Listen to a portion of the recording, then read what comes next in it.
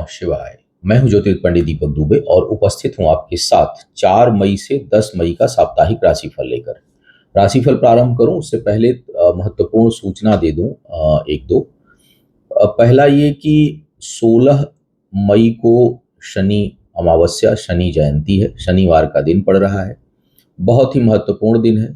तो शनि देव से संबंधित अनुष्ठान पूजा की बुकिंग हमारी साइट से चल रही है। सामूहिक तैलाभिषेक कराना चाहते हो या शनिदेव से संबंधित कोई भी अनुष्ठान, कई तरह के अनुष्ठान है, वो हमारी साइट पर उपलब्ध है। ढैया, साढ़े साती, 8 दिन की पूजा, तमाम तरह की, उसके लिए बेहतर समय आ रहा है, आप उसका प्रयोग कर सकते हैं। दूसरा, 5 मई से 23 जून के बीच बड़ा मंगल कहा जाता है। ये बहुत ही गर्मी के महीने में मंगल का जो है वो प्रभाव और उष्णता देने वाला हो। ये भी है कि हनुमान जी और श्री राम जी का मिलन इसी दिन से प्रारंभ हुआ था, इसलिए भी ये मान्यता है। तो ऐसे शास्त्रोक्त कई मान्यताएं हैं, लेकिन ज्योतिषीय दृष्टिकोण से हनुमान जी से संबंधित तमाम तरह के अनुष्ठान करने के लिए दिन बड़ा, ये जो मंगलवार पड़ेंगे, 8 मंगलवार पड़ रहे हैं, ये भी एक अद्भुत संयोग है। बहुत कम मतलब कई वर्षों के अंतराल पे पड़ता है, जब अधिमास भी हो ज्येष्ठ मास में और उस समय आपको 8 मंगलवार पड़ जाएं, तो ये एक संयोग हो रहा है। और इसमें हनुमान जी संबंधी तमाम तरह की पूजा अनुष्ठान आप कर सकते हैं, एक दिन के लिए भी, 8 मंगलवार के लिए भी। और मंगल शांति, मंगल दोष हो, कुछ दोष हो अगर आपकी कुंडली में, कुंडली मांगलिक हो, वैवाहिक जीवन में समस्या हो, या मंगल किसी भी प्रकार का कष्ट उत्पन्न कर रहा हो, हर ग्रह हर तरह की समस्या दे सकता है अगर उस ग्रह का स्वामी हो और वो उस भाव पे बिगड़ा हुआ हो। मंगल अगर आए 100, 10 में 100 लगने 100, किसी भी भाव के स्वामी होकर के कोई भी ग्रह खराब हो सकता है और वह दूषित परिणाम दे सकता है। तो मंगल की शांति के लिए भी यह समय बहुत जो है वो उपयोगकारी है। इन मंगल का प्रयोग आप कर सकते हैं, जो 8 विशेष मंगल आ रहे हैं ज्येष्ठ मास के, 5 मई से 23 जून। सबके ऊपर मैंने छोटी छोटी वीडियो दी है और हर एक पूजा का लिंक साइट पर उपलब्ध है, आप वहां से जाके बुकिंग करा सकते हैं। कोई कठिनाई हो तो मेल कर दिया करिए। अब सीधे बात करते हैं साप्ताहिक राशिफल की, कि 4 से 10 मई तक के क्या सितारे आपके लिए कह रहे हैं। एक दो लोगों का मेल आ जाता है कि आजकल आप जो है वो पूजा प्रमोट कर रहे हैं। प्रमोट तो भाई मैं एस्ट्रोलॉजी भी बोल रहा हूँ, तो ज्योतिष भी तो प्रमोट ही कर रहा हूँ। और मेरे यहाँ जो सुविधाएं हैं जो मैं करता हूँ, जैसे हमारे यहाँ वैदिक पूजाएं हर तरह की होती हैं, तो उसके ऊपर नहीं मैं बोलूँगा तो कौन बोलेगा। आप भी बोल लिया करिए, थोड़ा हमारे लिए अच्छा रहेगा। ब्रेड बटर मेरा यही आजीविका है, यही कार्य है। जब आप परामर्श लेते हैं, पूजा अनुष्ठान करते हैं, तो कई जो मंदिर पर आश्रम है, पंडित जी लोग हैं, उनका जीवन यापन चलता है, उनका परिवार चलता है, मेरा भी परिवार चलता है। तो और दूसरी बात की सूचना है, अवश्य दूंगा। कई क्लाइंट हमारे हैं जो देश विदेश में रहते हैं, उनके पास समय नहीं होता कि पंचांग रोज देखें, रोज तिथियां देखें। तो जब वो वीडियो देखते हैं तो उनको जो है इससे सहयोग मिलता है। वो लोग करना चाहते हैं लेकिन व्यवस्था ना होने के कारण और आस्था रखते हुए भी कई बार नहीं कर पाते, या जानकारी नहीं होने के कारण। तो ये मेरा कर्तव्य है कि मैं अपने चैनल पर इस तरह की जानकारियां दूं। तो इसको लेकर के मुझे लगता है कि किसी को कोई आपत्ति नहीं होनी चाहिए कि हम कोई चीज़ क्यों प्रमोट कर रहे हैं। बिल्कुल करेंगे, हम नहीं करेंगे तो कौन करेगा। हम तो आपसे भी आग्रह करें कि आप भी मेरा प्रमोट कर दिया करिए, क्या दिक्कत है। कुछ आप बढ़िया कार्य करते हो तो बताइए, मैं प्रमोट कर देता हूँ उसको अपने चैनल पर। तो इस तरह की चीज़ें नहीं हैं, और काम कर रहा हूँ, शौक से कर रहा हूँ, पूरी दुनिया के सामने कर रहा हूँ, तो इसमें कोई शर्म की बात तो है नहीं। खैर एनीवे, चलिए अब बात करते हैं मेष राशि। एक और बड़ा प्रश्न आ गया याद अचानक। कभी सोचा था पता नहीं बोलूं ना बोलूं, क्योंकि बड़ा कठोर शब्द था और मैं हतप्रभ भी रहा, और मुझे लगा कि अज्ञानता भी हो सकती है। किसी में हमने महामृत्युंजय या कुछ भगवान शिव संबंधी पूजा के लिए बोला होगा, तो बड़ा कठोर शब्द किसी ने लिखा कि आप इतने वो हैं तो आप अपनी माँ को क्यों नहीं बचा लिए। अब माँ का मैटर हमारे लिए बड़ा सेंसिटिव है, अभी भी आंखें भर जाती हैं। तो ये भी लगा कि बात तो सही कह रहे हैं, और ये अज्ञानता भी हो सकती है, और ये कठोरता भी हो सकती है, ये उद्दंडता भी हो सकती है। लेकिन अज्ञानता भी मैं इसको मानूंगा, क्योंकि भाई ये प्रश्न सहज है कि भाई आप इतने वो हैं तो आप अपनी माँ को क्यों नहीं बचा लिए। तो मुझे ये नहीं समझ आता कि मैंने 2000 वीडियो में कब ये शब्द कहा है कि हम किसी को मौत की मुंह से बचा सकते हैं या हम बचा लेंगे। हर विधा, दुनिया की जितनी विधाएं हैं उपचारीय, चाहे वो मेडिकल साइंस का कोई भी पैथ हो, यूनानी, आयुर्वेद, सिद्धा, होम्योपैथ, एलोपैथ, कोई भी पैथ हो दुनिया का, वो भी गारंटी नहीं लेता। जीवन और मृत्यु एक ऐसा, विशेष करके मृत्यु, मृत्यु के बाद जीवन होगा कि नहीं ये गारंटी नहीं है, लेकिन अगर जीवन है तो मृत्यु अवश्य है, और वो विधि का विधान है। जो पूजा पाठ निश्चय मैंने अपने माँ के लिए महामृत्युंजय बैठाया, और एक बार नहीं बैठाया है मैंने, जब उनको कोरोना हुआ तब भी बैठाया उनको, जब टाइफाइड हुआ 1 महीने फीवर में रही तब भी मैंने बैठाया। और अब पता नहीं, हमको उस समय लगा कि उनको ऊर्जा, और इस बार भी हम प्रार्थना की कि प्रभु, क्योंकि मुझे ये तो अब तारीख नहीं पता थी, लेकिन ये तो एहसास था कि ये घटना होने वाली है। मैंने अपनी पत्नी से बहुत पहले कह दिया था कि 2025 से 27 का समय मेरे लिए ठीक नहीं है, हमको आर्थिक, मानसिक, शारीरिक, बौद्धिक हर तरह से तैयार रहना होगा। तो ज्योतिष ये हेल्प करता है कि क्या होने की संभावना बन रही है, और ईश्वर की प्रार्थना, अगर ईश्वर ने आयु दी है तो ही दवा काम करती है, नहीं तो कई बार आप समय पर अस्पताल नहीं पहुंचते हैं तब भी मृत्यु हो जाती है। लेकिन वो जो समय पर आप अस्पताल पहुंचते हैं भाग करके, वो भी एक कर्म है। अच्छा डॉक्टर मिल जाए, अच्छी दवा मिल जाए, वो भी एक कर्म है, और वो करते हैं। ईश्वर स्वतः नहीं आते, लेकिन अगर आयु है तो वो माध्यम बनाते हैं। लेकिन अगर उस समय आप कर्म नहीं करेंगे तो वो फिर वो अकाल मृत्यु की श्रेणी में आ जाता है, कि आप जिसको अकाल मृत्यु कहते हैं, समय से पूर्व मृत्यु। हालांकि कई लोग इस पे तर्क देंगे कि नहीं, मृत्यु हो ही नहीं सकती अगर समय, लेकिन फिर अकाल मृत्यु शब्द हमारे सब में क्यों बनाया गया है? तो एक कर्म है, एक प्रयास है, और मुझे नहीं लगता कि ऐसे शब्द प्रयोग करने चाहिए, लेकिन ठीक है, आप कर सकते हैं, आप दर्शक हैं, आपको अधिकार है, आप किसी भी सीमा को पार करके बोल सकते हैं। और मैं जहाँ बैठा हूँ वहाँ मेरा कर्तव्य है कि मैं उसे सुनूं और उस पर सहजता से आपका उत्तर देने का प्रयास करूं। तो पहली बात कि मैं कभी किसी के लिए गारंटी शब्द का प्रयोग नहीं किया हूं आज तक कि मैं बचा लूंगा, बात सही है। अगर मैं ऐसा शब्द इस्तेमाल किसी के लिए करता तो वो शब्द मेरे पे आता। दूसरी बात, मृत्यु अटल है, उसे कोई टाल नहीं सकता।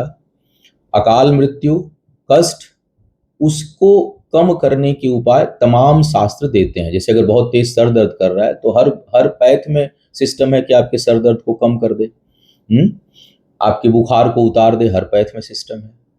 मंत्र में दैवी साधना, गीता में भी कृष्ण ने कहा, महाभारत में भी कृष्ण ने कहा है, अर्जुन को जब ज्ञान दे रहे थे साथ में थे, कि भाई अब तुम जा करके देवी की उपासना करो, क्योंकि हम तुम्हारे साथ हैं, सब कुछ, सारी शक्तियां तुम्हारे पास हैं, लेकिन जो तुम युद्ध लड़ने जा रहे हो उसमें तुमको शक्ति की आवश्यकता पड़ेगी, तो तुम जा करके शक्ति की उपासना करो। और अर्जुन गए हैं और माँ भगवती की आराधना, उपासना किए हैं। उस दौरान भगवान राम स्वयं दिखाते हैं कि वो जा करके रावण पे, जब लंका पार करने से पहले उन्होंने वहाँ शिव जी का आह्वान किया है, और रामेश्वरम जो बना है वहाँ उन्होंने पूजा अर्चना की है।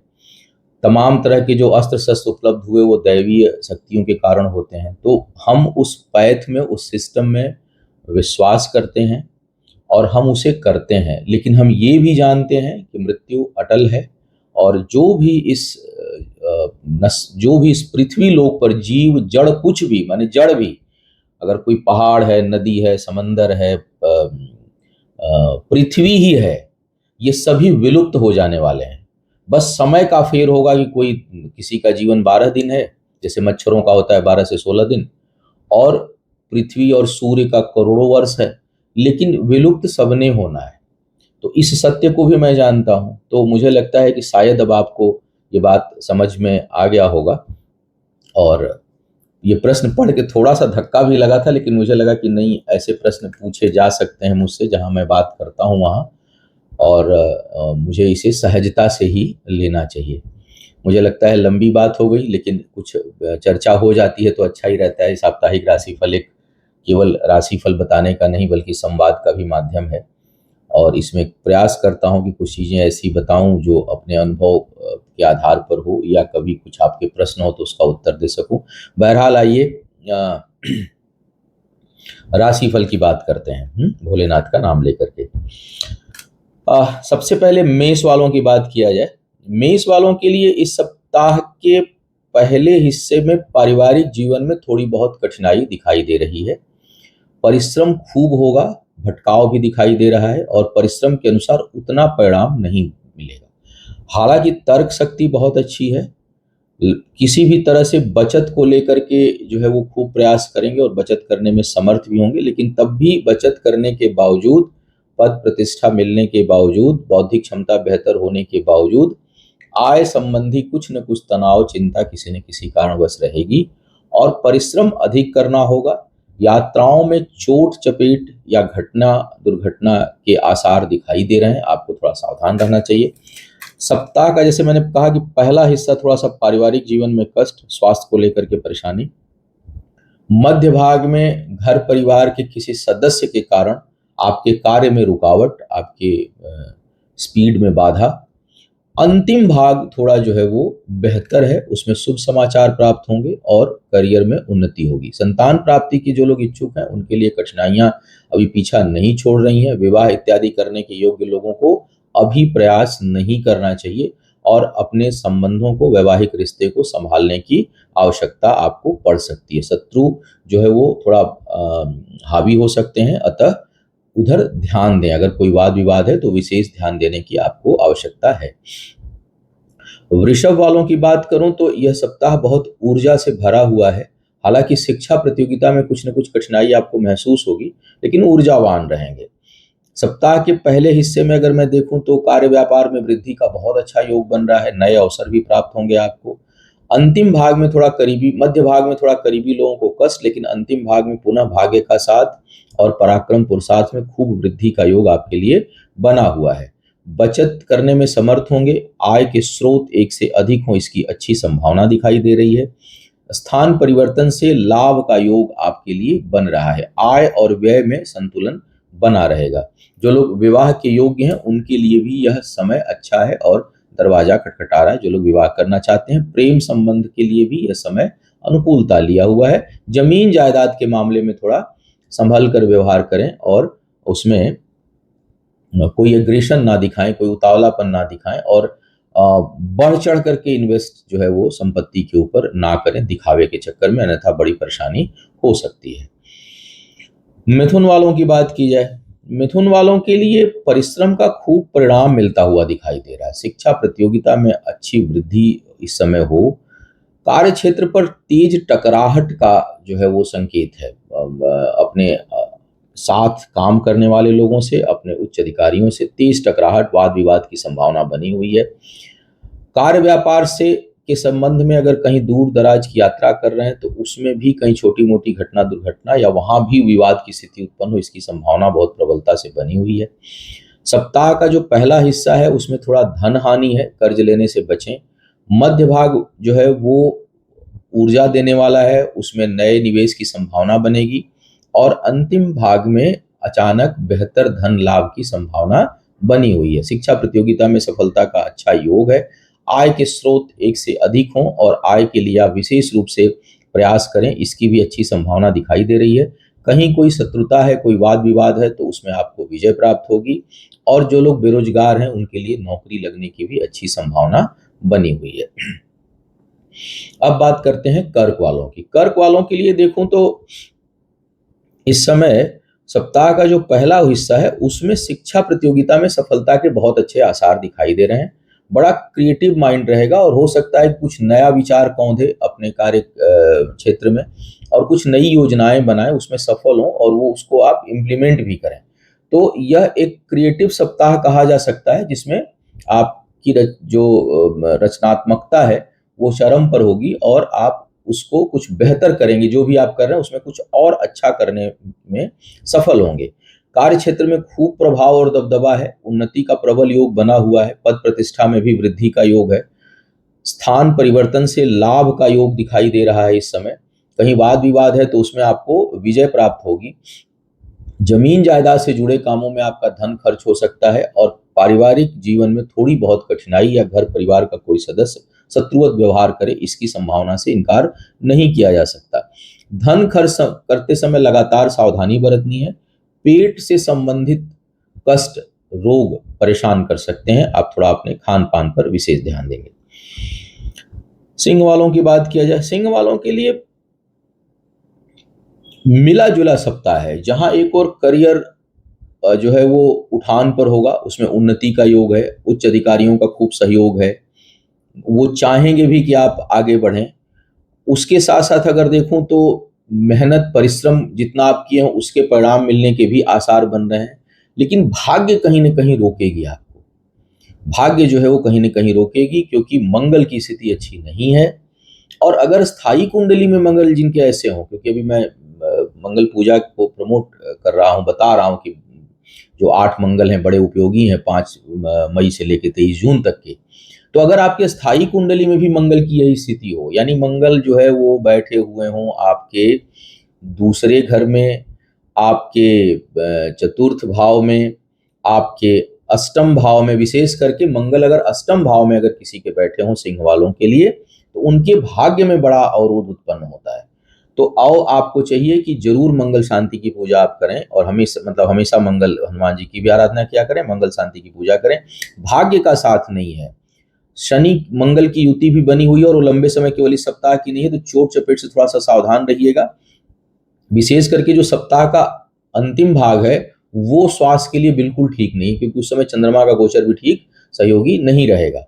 अब बात करते हैं कि शिक्षा प्रतियोगिता के लिए अगर देखूं तो यह समय बहुत अनुकूल है, इसमें बहुत अच्छी उन्नति का योग आपके लिए बना है। वैवाहिक जीवन में जरूर कलह क्लेश हो सकता है, कार्य व्यापार में इस समय कहीं साझेदारी होती है, तो आप आकर्षित होंगे, नए लोग आपको आकर्षित करेंगे कि इनके साथ जुड़ जाऊं, निश्चित धोखा मिलेगा इस समय।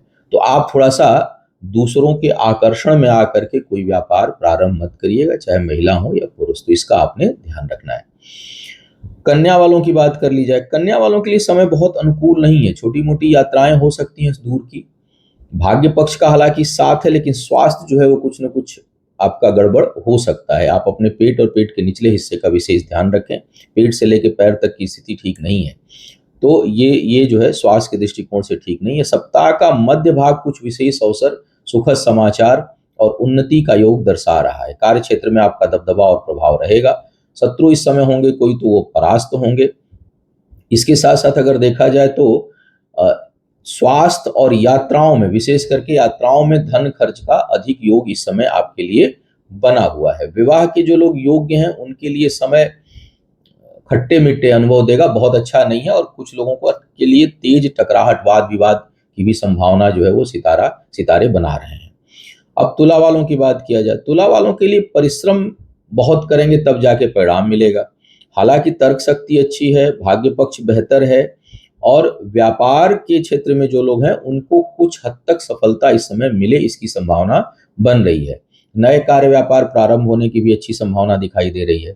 शिक्षा प्रतियोगिता में कुछ लाभ है, लेकिन भटकाव भी है, एक साथ कई चीजें करने का प्रयास करेंगे जिसके कारण जो है अच्छा खासा भटकाव होगा। इस समय कर्ज लेने और देने दोनों से बचें।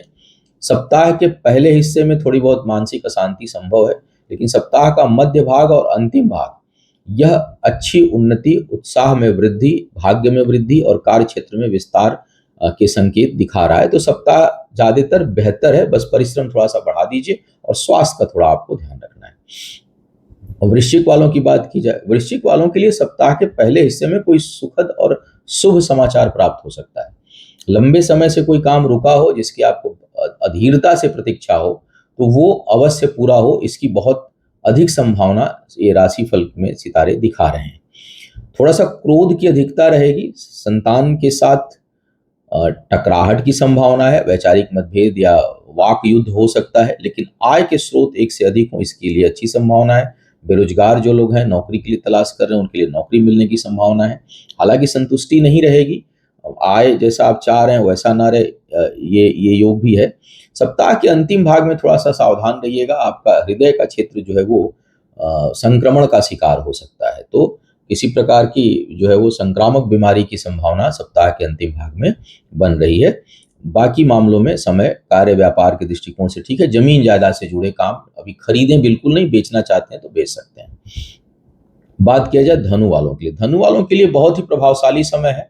व्यापार में वृद्धि का योग दिख रहा है, कर्म क्षेत्र में उन्नति खूब अच्छी होगी, यात्राओं से लाभ का योग बना हुआ है, भाग्य पक्ष का साथ है, दूसरों को सहयोग करेंगे, समाज हित और धर्म के क्षेत्र में कार्य में का इस समय नया अवसर आपको मिलेगा, जिसमें अभूतपूर्व वृद्धि की संभावना बन रही है। इसके साथ-साथ अगर मैं देखूँ तो थोड़े शत्रु प्रभावी हो सकते हैं, इसलिए उधर आपको ध्यान देने की आवश्यकता है। आय में कुछ कमी महसूस आप कर सकते हैं इस समय, इनकम में थोड़ी बहुत कमी महसूस हो इसकी संभावना है, लेकिन व्यापार का जो दायरा है वो बढ़ेगा। हालाँकि जैसी उम्मीद रखेंगे, जैसे आपको इच्छा होगी कि मुझे इतनी प्राप्ति हो, उतनी नहीं होगी, फिर भी दायरा जो है वो बढ़ने वाला है और नए आयाम बनेंगे। ज़मीन-जायदाद से जुड़े कामों में भी कठिनाई है। करीबी मित्रों के साथ थोड़ा सँभल कर जो है वो विश्वास करें तो अच्छा रहेगा, अन्यथा कठिनाई का योग बना हुआ है लगातार। मकर वालों की बात की जाए, मकर वालों के लिए अगर मैं देखूँ तो पारिवारिक ज़िम्मेदारियाँ बढ़ेंगी, जिसके कारण कुछ मानसिक अशांति संभव है। हालाँकि जो आपकी सोच है वो काफ़ी संतुलित है इस दौरान। सप्ताह के पहले भाग में कार्य व्यापार से लाभ का योग है, आय अचानक धन प्राप्ति का अच्छा योग है। मध्य भाग थोड़ी बहुत कठिनाई, उलझन और साझेदारी के कामों में कुछ समस्या, विवाद उत्पन्न करे इसकी संभावना बना रही है। लेकिन अंतिम भाग जो है वो पुनः योगकारी हो जाएगा। तो सप्ताह में थोड़ा-सा बीच का हिस्सा जो है वो लड़खड़ाने वाला है, लेकिन पहला हिस्सा और अंतिम भाग दोनों ही आपके कार्य व्यापार में अच्छी उन्नति देने का योग बना रहा है। तमाम अच्छाइयों के बावजूद बहुत एग्रेशन में कहीं धन खर्च नहीं करना है आपको और सोच समझकर धन का जो है वो प्रयोग करें। शिक्षा प्रतियोगिता में सफलता का योग है। कार्य क्षेत्र में आपका दबदबा और प्रभाव बढ़ेगा, लेकिन वो विवादास्पद भी होगा। शरीर का मध्य भाग जो चेस्ट का एरिया है, गले से नीचे और पेट से ऊपर का हिस्सा, यह जो है वो प्रभावित हो सकता है। हृदय रोगियों को विशेष ध्यान इस समय देना चाहिए। छठी इंद्री जागृत रहेगी इस समय, इसलिए होने वाली घटना दुर्घटना का एहसास आपको हो जाएगा। आपका धन शुभ कार्यों में खर्च होगा।